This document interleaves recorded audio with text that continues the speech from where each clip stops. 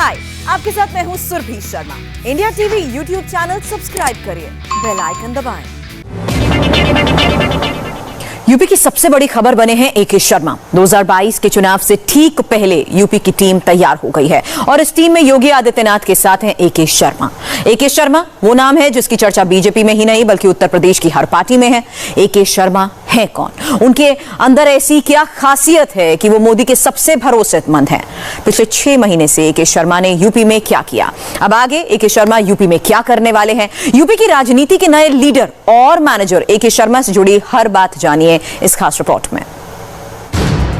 UP का सबसे बड़ा सस्पेंस आज खत्म हो गया। संगठन में बदलाव और योगी मंत्रिमंडल विस्तार की सारी अटकलें खत्म हो गईं।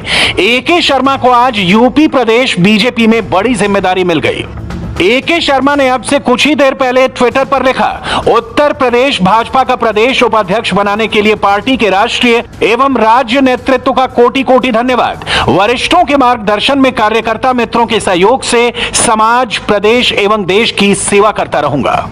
अब योगी की मिशन 2022 टीम फाइनल हो गई है और योगी भी मिशन मोड में है और पहला टारगेट कोरोना की 3rd वेव है। डिस्ट्रिक्ट हॉस्पिटल, मेडिकल कॉलेजेस या जहां पर भी उपचार की व्यवस्था होती रही है, अभी से हम उसकी तैयारी देख लें। ट्रेनिंग के प्रोग्राम चल रहे हैं, उन ट्रेनिंग के कार्यक्रम को अभी से देख लें। सभी कार्य समय पे हो जाएं। जितने पीडियाट्रिशियन हैं, नर्सिंग और पैरामेडिक्स हैं, इन सभी की ट्रेनिंग की व्यवस्थित कार्यक्रम अभी से तैयारी करते हुए हम लोगों को इसके प्रति अलर्ट होना पड़ेगा।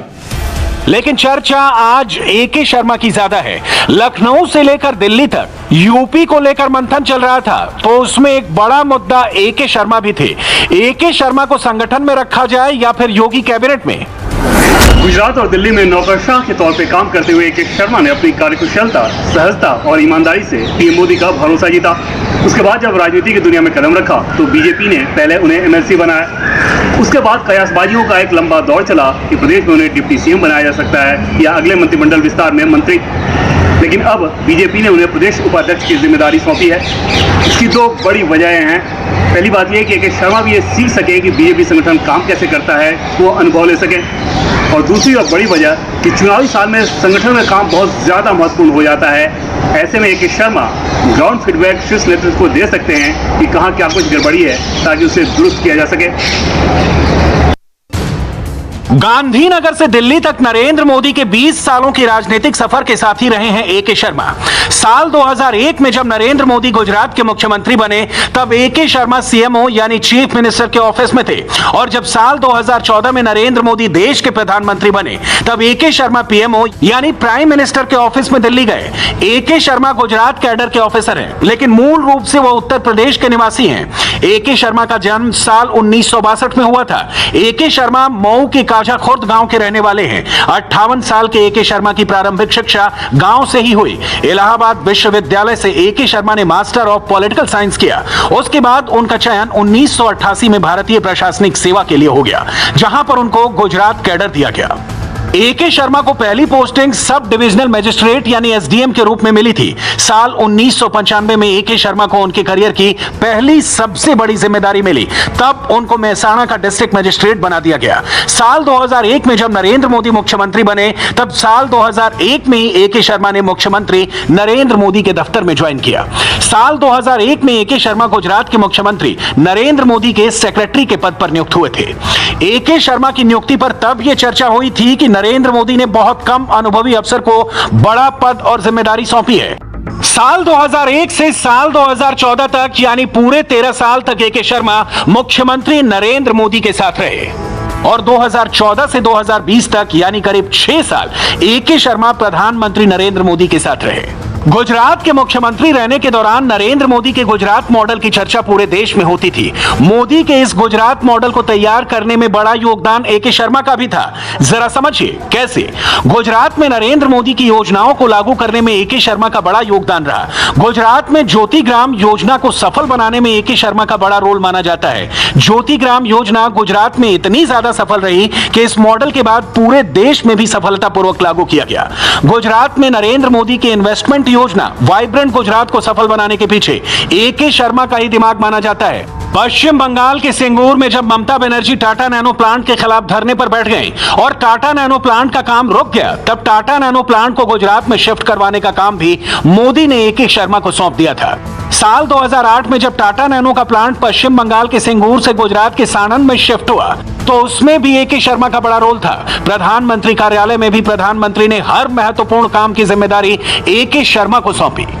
कोरोना की पहली लहर के बाद जब पूरे देश में मजदूरों का पलायन शुरू हुआ, तो इस सबसे बड़े क्राइसिस को सॉल्व करने की जिम्मेदारी भी ए.के. शर्मा को ही दी गई थी। कोरोना के बाद हुए लॉकडाउन से जब अर्थव्यवस्था चरमराने लगी, तो सूक्ष्म, लघु एवं माध्यमिक उद्योग के जरिए इकोनॉमी को दोबारा पटरी पर लाने का जिम्मा भी मोदी ने ए.के. शर्मा को ही दिया। मई 2020 में ए.के. शर्मा को सूक्ष्म, लघु एवं माध्यमिक उद्योग मंत्रालय में शिफ्ट किया गया। सूक्ष्म, लघु एवं माध्यमिक उद्योग मंत्रालय इस वक्त मोदी के योग्य मंत्रियों में गिने जाने वाले नितिन गडकरी के पास है और ए.के. शर्मा को भी इस मंत्रालय के बड़े प्रोजेक्ट सौंपे गए।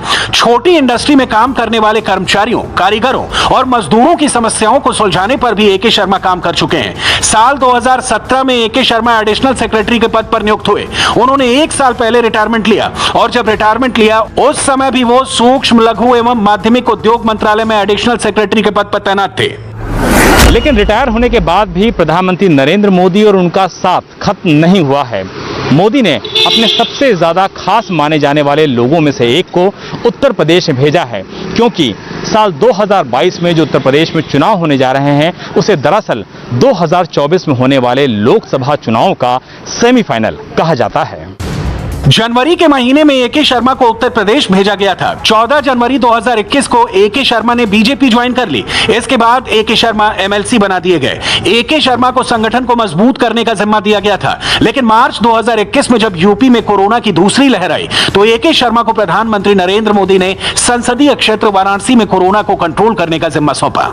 वाराणसी में कोरोना को कंट्रोल करने का काम पूरी तरह से सिंगल हैंडेडली ए.के. शर्मा के कंधों पर सौंप दिया गया और उनके काम को बाकायदा प्रधानमंत्री नरेंद्र मोदी और मुख्यमंत्री योगी आदित्यनाथ के द्वारा नोटिस भी किया गया। और अब ए.के. शर्मा को नई जिम्मेदारी यूपी में बीजेपी के संगठन की सौंपी गई, जहां बीजेपी को उनके मैनेजमेंट का लाभ मिलने वाला है। हाय, आई एम सुरभि शर्मा। खबरों से अपडेट रहने के लिए India TV YouTube channel subscribe करिए, साथ में बेल आइकन जरूर दबाएं। जुड़े रहें इंडिया टीवी के साथ।